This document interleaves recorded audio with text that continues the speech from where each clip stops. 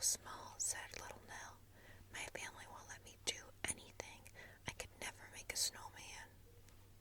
"How do you know unless you try?" asked Bear Cub. "We'll help you." Little Nell sighed. "Well, maybe," she said.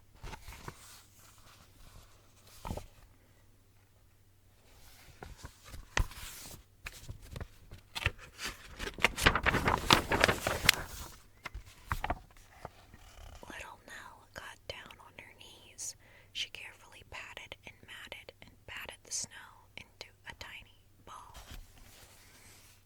She rolled it and rolled it and rolled it to Reindeer. Reindeer nudged it and nudged it and nudged it to Hare.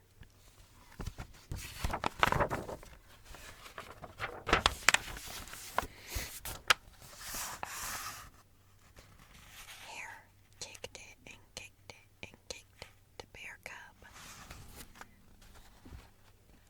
Bear Cub rolled it and rolled it, unrolled it until it stopped, thud, by the edge of a big icy pond.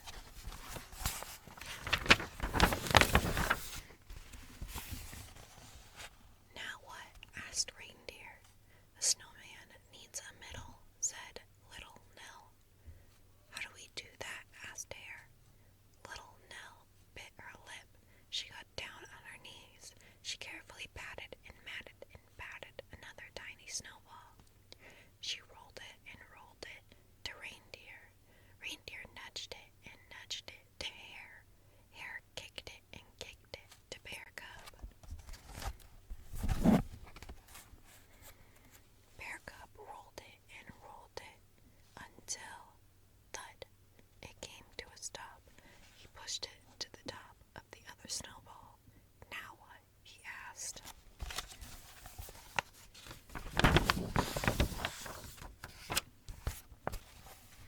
"It needs a head," cried little Nell.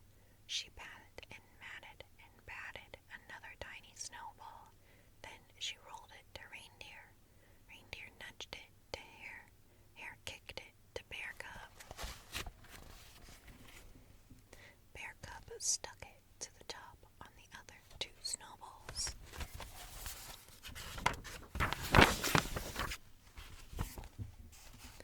Little Nell and the animals stood back and looked at their snowman.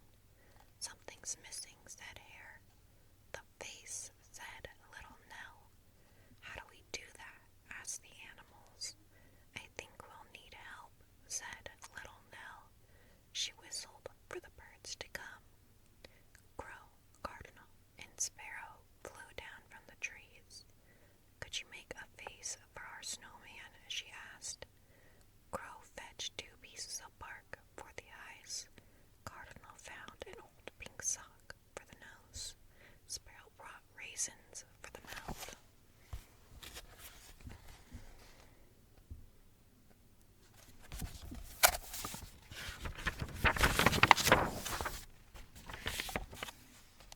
Little Nell handed her green scarf to the birds. They wound it and wound it and wound it around the snowman's neck. Then they added 2 sticks for arms.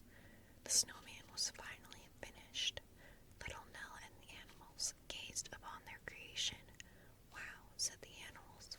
"Wow," said little Nell. It was almost lunchtime. Little Nell said goodbye to her friends. She walked home through the big, snowy woods.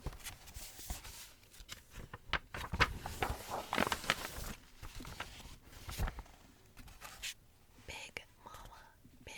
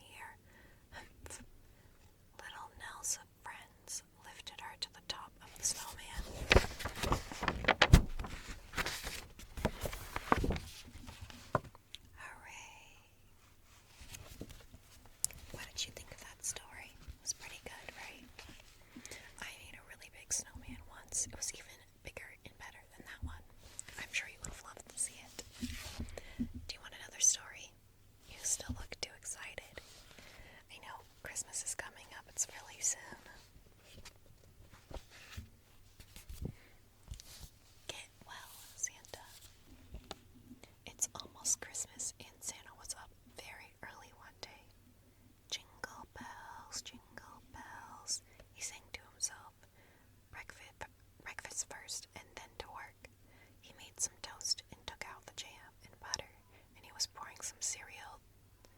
Then his nose began to tickle. Ah, ah, ah. Choo. He roared, he sneezed, blew the cereal all over the place.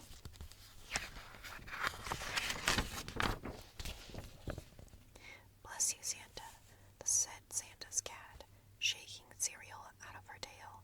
That's a nasty cold. Oh no, said Santa in alarm. It can't be. It's nearly Christmas. I don't have time for a cold. After breakfast, Santa rushed to his workshop and went to work on the unfinished toys. Happily, he sang as he painted a robot, but Santa's sneezes were growing larger and larger.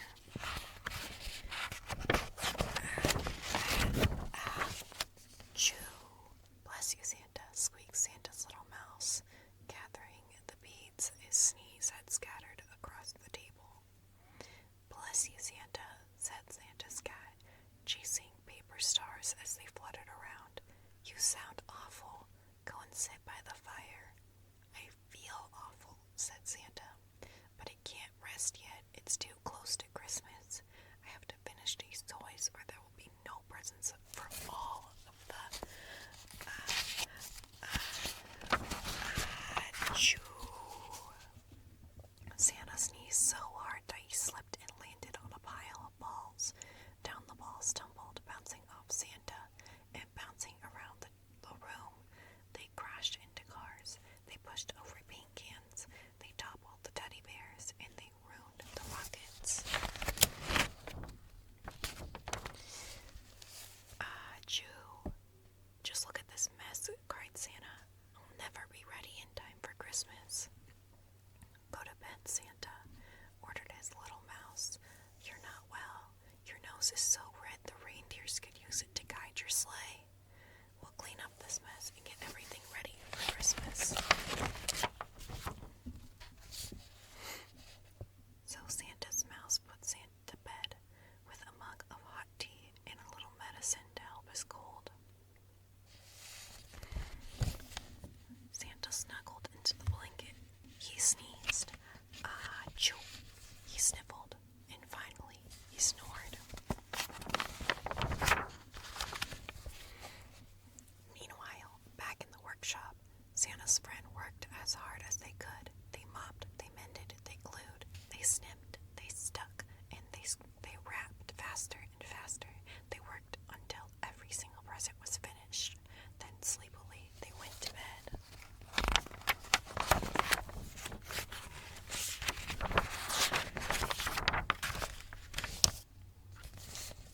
The next evening, as the sun set, the animals waited with their sleigh piled high with toys.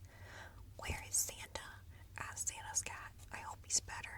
Who's going to drive the sleigh and deliver all of the presents? Asked the reindeer. Listen, said Santa's cat. Can you hear something? The animals listened. It's Santa, squeaked Santa's little mouse. Are you better, Santa? Can you deliver the presents? Santa wrinkled his nose.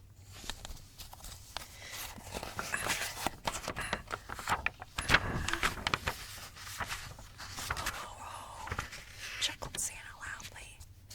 Only joking. I feel much better. Bless you, everyone. You did a great job. Thanks to you, I will get these presents delivered in time for Christmas morning. Santa climbed aboard his sleigh. Reindeer, up, up and away, he shouted.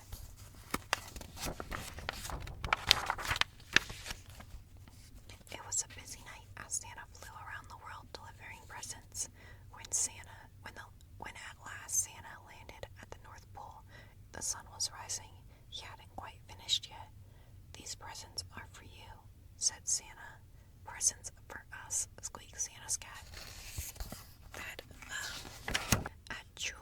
Santa's cat sneezed so hard that a pile of snow blew off the trees and buried everyone. Bless you, laughed Santa, and Merry Christmas to you too.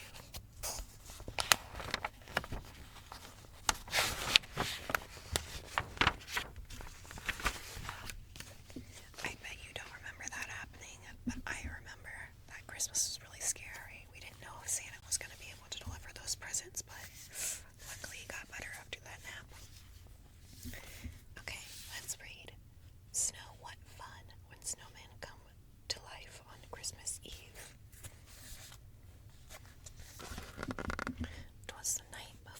Christmas, and all through the land the snow folk were stirring according to plan.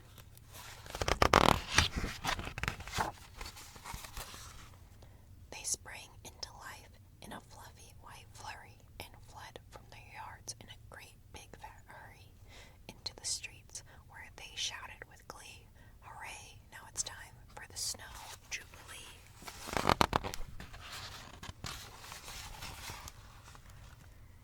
They clumped and they clustered, said howdy and hi. They smushed into snow clouds and swooshed through the sky, past the forest and rivers and over a knoll to a most secret place that's just south of the North Pole.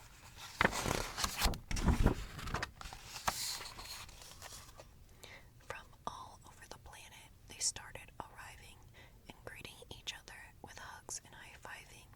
'Twas their once of a year night, their big rendezvous, but first they had something important to do. Look, someone shouted, up there, it's his sleigh. We've got to guide Santa, no time to delay.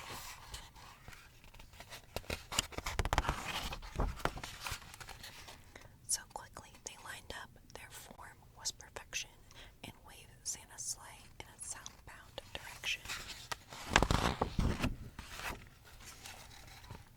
Then they took out their banjos, their flutes, and their drums. They sang silly songs, and they hummed happy hums.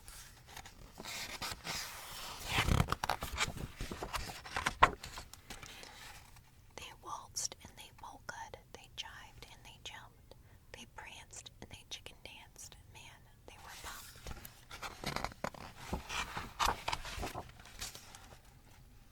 They staged a big contest with fabulous games. They awarded the winners and called out their names. Now Slushy, now Freezy, now Twirly, now Twiggles, on Jingle, on Bingle, on Wheezy and Wiggles.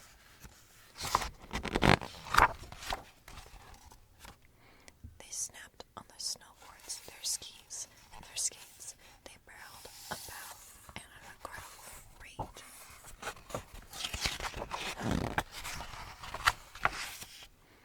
And when they were tired, they flopped on the ground, enjoying their bird friends who flocked all around, feeding them seeds they had brought in big sacks. It felt really good just to rest and relax.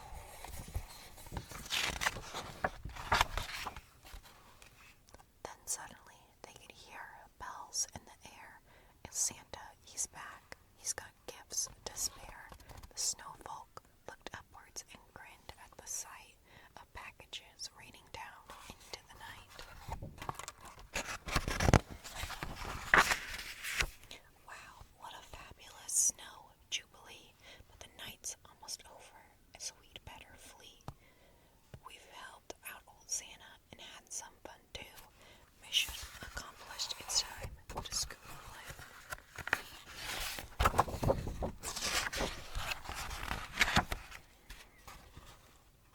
Softly they swooped up in balls of white fluff, and lumpily-bumpily flew fast enough to arrive to their place before the sun rose, and return everyone to their regular pose. Now maybe you're thinking it's hard to believe that snow people come to life each Christmas Eve, but look out your window first thing on Christmas Day and see if your snowman looks quite the same way. That's true. The Snowman Jubilee is like my favorite time of year, other than Christmas, of course. It's so fun. Have you ever gone? You definitely should go next year.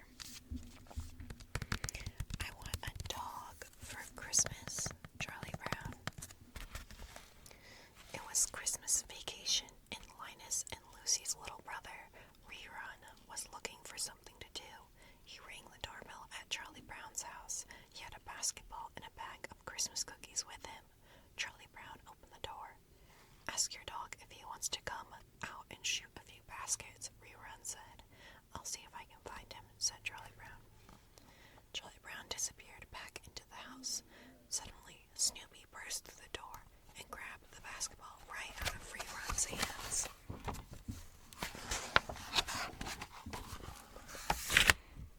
Snoopy dribbled to the basket and made a shot. He caught the ball, spun, and made another. Snoopy was a basketball whirlwind. Then Snoopy dribbled back to Rerun, flipped him the ball, and went back to the house. After a moment, Charlie Brown came back to the door. I couldn't find him, Charlie Brown said, but I doubt he would have been interested. But Rerun wasn't about to give up. Ask your dog if he wants to come out and just play. Afterwards, I'll give him a Christmas cookie with sprinkles.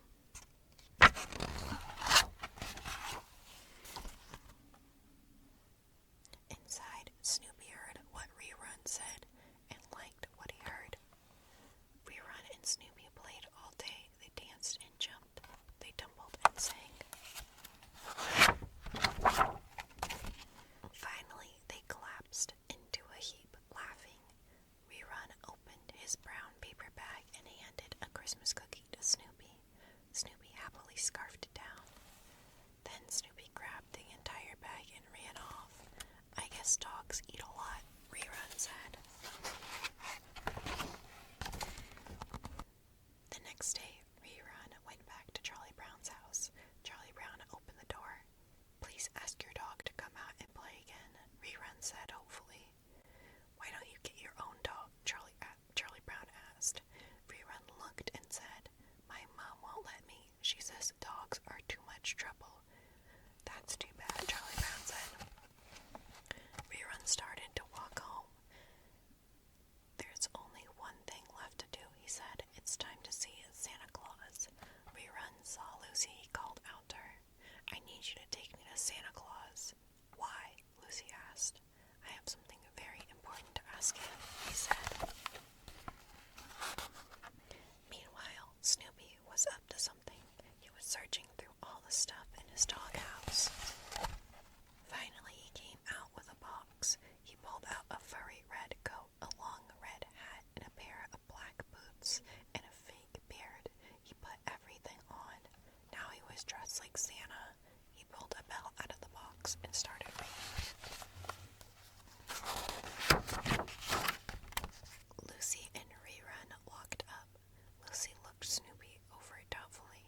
Okay, if you're a real Santa Claus, where are your reindeer? She asked. Snoopy just rang his bell.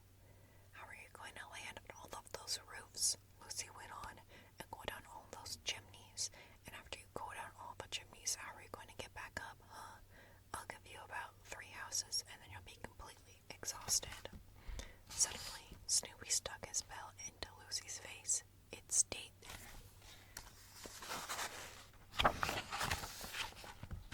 With a pop, Lucy pulled the bell off of her face. She glared at Snoopy, then turned to Rerun. As your big sister, Lucy said, I feel it is my duty to tell you that what you see is not the real Santa Claus. What you're looking at is a dog in a Santa Claus suit. Now that I've told you this, how does it make you feel? Rerun grabbed Snoopy, gave him a big hug. I like him, he said. I don't care who he is, as long as he can get me a dog for Christmas.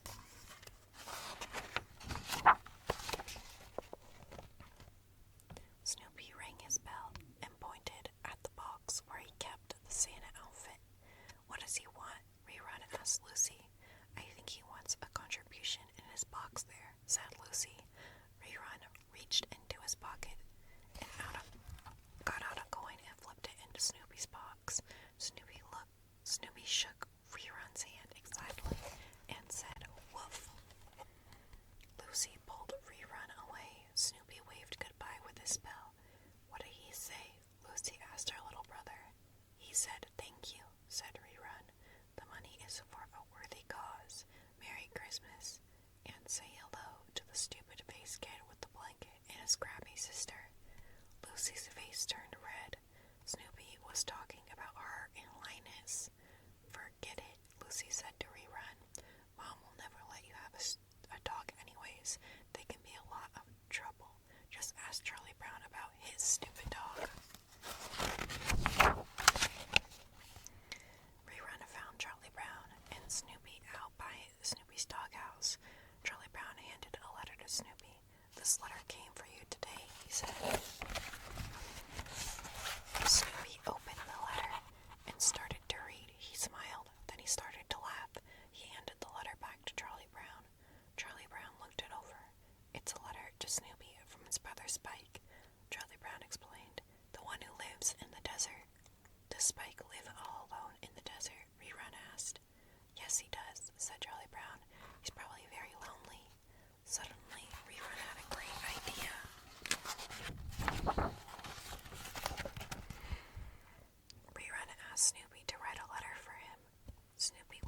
his typewriter and put a piece of paper in it. Please write to your brother in the desert, Rerun said. Tell him he can be my dog. Snoopy typed as Rerun talked. Tell him we'll be pals. He can chase sticks and pull me in his wagon and learn tricks. And we'll celebrate Christmas together. When Spike arrived, he was carrying a cactus. Snoopy, Charlie Brown, Lucy, and Rerun went out to meet him. Snoopy and Spike were so happy to see each other, they started dancing.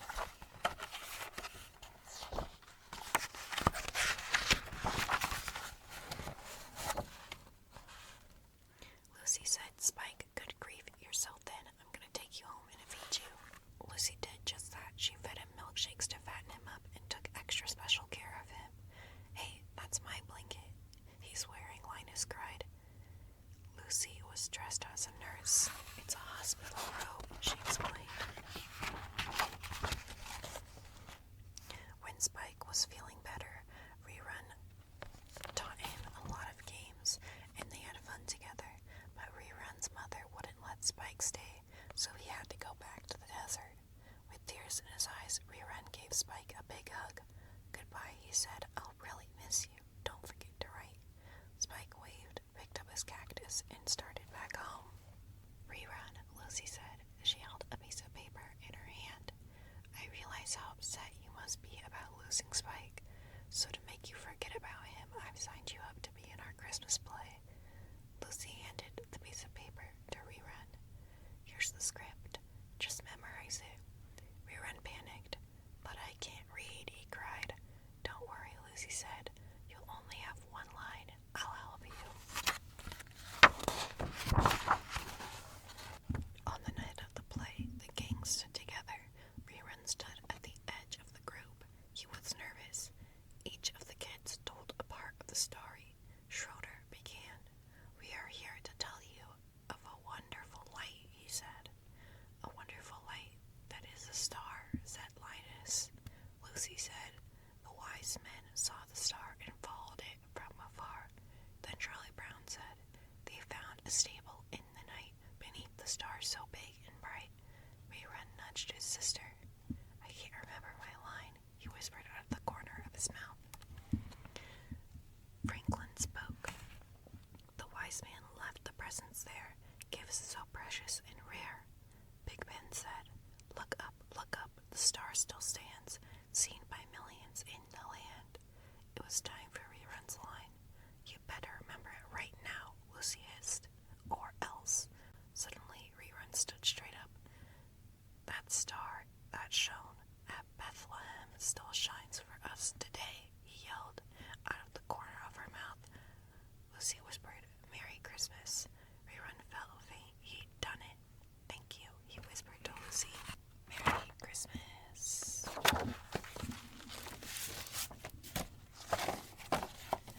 Alright, let's see. I don't know if I have another story here. You're in luck. Bear stays up for Christmas, which is exactly what you should not be doing, but you're doing anyways. The day before Christmas, snuggled on his floor, Bear sleeps soundly with a big snore. Dear Bear, get up, Mouse shouts in his ear. We won't let you sleep through Christmas this year. His friends are all there, gathered in his lair, and the bear wakes up.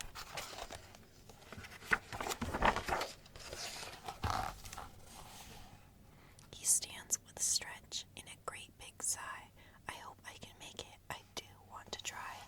Don't worry, squeaks Mouse. Hare says, it'll be all right. We'll keep you busy all day and all night. He tries to lie down, but his friends all frown, so the bear stays up.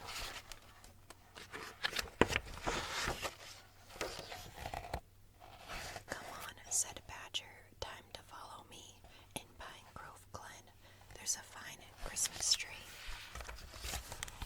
So they stomp through the woods and they tromp down the tracks. They hoist up the tree onto Bear's big back.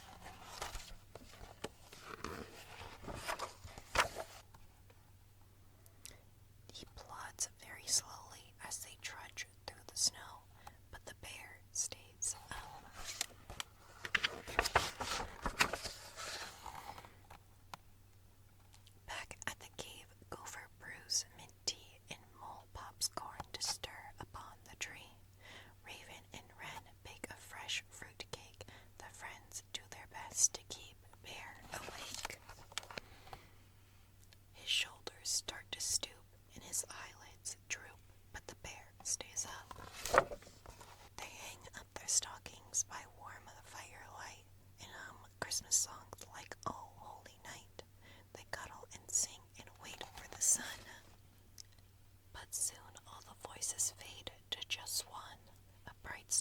chuckles while his friends doze, but the bear stays up.